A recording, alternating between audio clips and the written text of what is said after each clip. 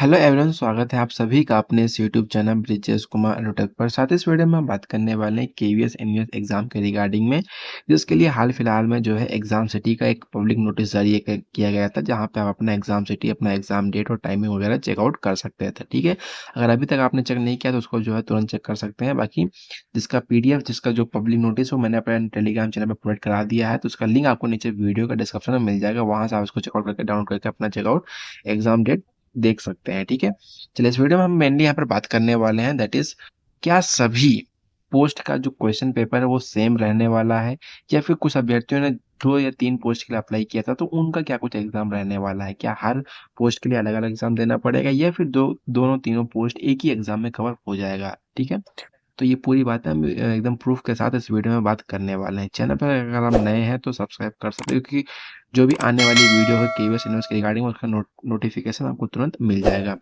और कुछ भी अगर आपका इसके अलावा डाउट कन्फ्यूजन रह जाता है तो आप कमेंट बॉक्स में पूछ सकते हैं। ठीक है साथियों, अब यहाँ पर आप देख सकते हैं कि जो यहाँ पर हाल फिलहाल में जो एक नोटिस, पब्लिक नोटिस जारी किया गया था, यहाँ पे आप अपना जो है exam city, exam date, timing वगैरह सारी चीजें चेकआउट कर सकते हैं। ठीक है, यहाँ पे आप आखिर जो है 10 तारीख को एग्जाम होना है या फिर आपको 11 तारीख को एग्जाम होना है, सारी पोस्ट का यहाँ पे जो है डिटेल दिया हुआ है। इस वीडियो में हम जो मेनली बात करने वाले हैं, दैट इज कि आपका जो एग्जाम है वो मतलब कि आपको जो, अगर आपने 2-3 पोस्ट के लिए अप्लाई किया है तो आपको एग्जाम एक ही देना है या फिर 2 देना है। तो ये सारी चीजें, सब चीजों को समझने के लिए पहले हम आपको नोटिफिकेशन पे लेके चलते हैं। जो जो सबसे पहले नोटिफिकेशन एक जारी किया गया था कि आपकी जो वैकेंसीज रिलीज हुई थी उस टाइम पर। ठीक है, तो उस नोटिफिकेशन में देखिए यहाँ पे क्या बताया गया था कि जो सबसे पहली चीज क्या है कि जो आपका सिलेबस है वो सारी पोस्ट के लिए सिलेबस यहाँ पर एकदम सेम टू सेम दिया गया है। बस क्या है, क्वेश्चन में थोड़ा सा ऊपर नीचे हो सकता है, जैसा कि पीजीटी टीजीटी। तो ऑब्वियस सी बात है कि पीजीटी का जो पेपर होगा वो, उसके जो क्वेश्चन होंगे वो आपको ऑब्वियस सी बात है कि टीजीटी से थोड़ा हाई लेवल के देखने को मिलेंगे, और जो टीजीटी का पेपर होगा वो ऑब्वियस सी बात है आपको पीआरटी से थोड़ा सा हाई लेवल के देखने को मिलेंगे। बट कहने का ये ओवरऑल मतलब ये है कि जो आपका एग्जाम का जो पैटर्न रहने वाला है वो सेम रहने वाला है। आपको इतने क्वेश्चन देखने को मिलेंगे, क्वेश्चन लेवल चेंज हो सकता है बट पैटर्न आपका यही रहने वाला है। तो ये तो बात हो गई यहाँ पे सारे पोस्ट को लेकर के, जो इनका कितने क्वेश्चन आने वाले हैं सारे पोस्ट में। दूसरी चीज क्या है कि यहाँ पर जो एमटीएस यानी मल्टीटास्किंग स्टाफ का है, उसका यहाँ पर थोड़ा सा डिफरेंट है कंपेरिजन टू दी अदर सारे पोस्ट का।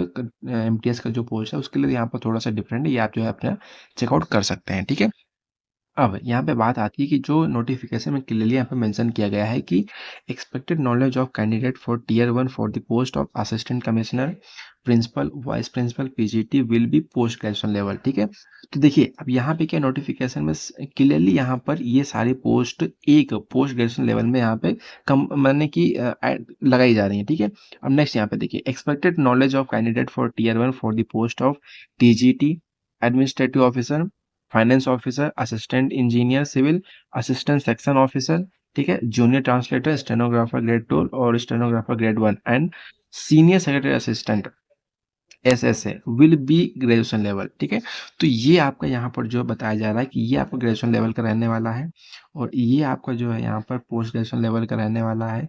और इसकी अगर यहाँ पर बात करी जाए तो ये आपका रहने वाला है सीनियर सेकेंडरी लेवल का। इसमें कौन कौन सी पोस्ट आ रही है, पोस्ट आप यहाँ पे दे सकते हैं कि पीआरटी, जेएसए और आपका लैब अटेंडेंट। ठीक है, ये यहाँ पर सीनियर सेकेंडरी लेवल का रहने वाला है। और एक चीज यहाँ पे देख लीजिए कि expected knowledge of candidate for tier 1 for the post of multitasking staff will be of secondary level. तो ये यहाँ पर 4 चीजें, पहली चीज क्लियर कर दी गई कि आपका कौन से लेवल पे कौन से यहाँ पर एग्जाम्स, कौन से पोस्ट यहाँ पर रखे गए हैं। ठीक है, तो पहली चीज तो ये समझ लीजिए। अब जो यहाँ पर मेन पॉइंट आ जाता है, दैट इज यहाँ पे नीचे थोड़ा सा आप देख लीजिए, इस वाले पॉइंट को आप देखेंगे तो आपको जो डाउट है वो क्लियर हो जाएगा। यहाँ पे समझ लीजिए अच्छे से, combined tier 1 may be conducted for some of the posts, however based on the performance of candidates, separate wise subject wise merit will be prepared। तो यहाँ पे कहा जा रहा है कि कुछ ऐसे यहाँ पर पोस्ट होंगे, पोस्ट के एग्जाम होंगे जो कि कंबाइंड हो सकते हैं बेस्ड ऑन द परफॉर्मेंस। जैसा भी उनका परफॉर्मेंस रहेगा तो टीयर 2 के लिए उनको जो है कैटेगराइज कर दिया जाएगा, यानी कि सेपरेट कर दिया जाएगा सेकंड मेरिट लिस्ट के लिए। ठीक है, नेक्स्ट यहाँ पे देखिए, for example if the combined tier 1 examination for the post of PGT, TGT and Hindi translator is conducted and candidate who has applied for PGT Hindi, TGT Hindi and Hindi translator appears in tier 1, he she will be placed in merit list of tier 1 for PGT Hindi, TGT Hindi and Hindi translator as per his or her performance। ठीक है, अब देखिए इसको मैं आपको थोड़ा सा आसान भाषा में समझा देता हूँ, यहाँ पे आपको थोड़ा सा कंफ्यूजन हो सकता है। देखिए यहाँ पर बस क्लियर बात ये है कि ये जो आप यहाँ पे देख रहे हैं पीआरटी जूनियर सेक्रेटरी असिस्टेंट यानी कि पीआरटी और जेएसए और लैब अटेंडेंट, तो ये आपका जो है एक एग्जाम रहने वाला है। सपोज आपने जेएसए के लिए अप्लाई किया है और लैब अटेंडेंट के लिए अप्लाई किया हो, अगर मान लो आप पीआरटी के लिए भी अप्लाई किए हो, तो आपको एग्जाम एक ही देना है। उसी एक एग्जाम में तीन के तीनों एग्जाम जो है कवर हो जाएंगे और आपका जैसा भी एग्जाम में परफॉर्मेंस होगा और जैसी बाद में कट ऑफ बनेगी, तो उस कट ऑफ के आधार पे आप जिस चीज के लिए भी एलिजिबल रहेंगे आप उसके लिए सेलेक्ट कर लिए जाएंगे। जो इसकी यहाँ पर सेकंड मेरिट लिस्ट बनेगी, वो मेरिट लिस्ट यहाँ पर इन तीन के तीनों एग्जाम के लिए अलग अलग रहने वाली है। ठीक है, तो इस तरीके से यहाँ पर रहने वाला है। सपोज हम यहाँ पर बात करें एमटीएस की, तो एमटीएस का आपको जो है एक अलग पेपर होगा। ठीक है, तो इसका तो चलो एक ही पोस्ट है। नेक्स्ट आप यहाँ पे नीचे देखिए कि असिस्टेंट कमिश्नर और प्रिंसिपल और वाइस प्रिंसिपल पीजीटी, तो इसका एक अलग एग्जाम होगा। ठीक है, एग्जाम एक ही होगा। ठीक है, उसके बाद में उसमें क्या आपका परफॉर्मेंस रहता है, क्या आपका स्कोर रहता है, उसके आधार पे बाद में जिस जिसमें आप एलिजिबल रहेंगे उसके उस मेरिट लिस्ट में आपका नाम आ जाएगा। तो आई होप आपका यहाँ पर ये चीज जो है क्लियर हो गई होगी कि किस तरीके से यहाँ पर एग्जाम आपको, आपने अगर ज्यादा पोस्ट के लिए अप्लाई किया तो किस तरह आपका एग्जाम यहाँ पर होने वाला है। साथ ही साथ में जो 2024 की वैकेंसी थी जिसमें अभ्यर्थियों ने फॉर्म अप्लाई किया था, जो कि भर्ती जो है कैंसिल हो गई थी, जिसमें धांधली की खबरें निकल कर सामने आई थी, तो भर्ती कैंसिल कर दी गई थी। जिसमें जेएसए था, लैब अटेंडेंट था, और भी कई सारी पोस्टें थी। तो क्वेश्चन ये उठता है कि आखिर उन भर्तियों का क्या हुआ, क्या वो वैकेंसी भी, उनका एग्जाम भी इस भर्ती में शामिल किया जाएगा या फिर नहीं किया जाएगा। तो यहाँ पर क्लियर से आंसर यही है कि नहीं किया जाएगा, क्योंकि इस नोटिफिकेशन में जो रिलीज किया गया था इसमें कोई भी इसके रिगार्डिंग में जानकारी नहीं दी गई थी, एक भी शब्द। ठीक है, तो ये चीज तो क्लियर है कि इसमें जो है शामिल नहीं किया जाएगा।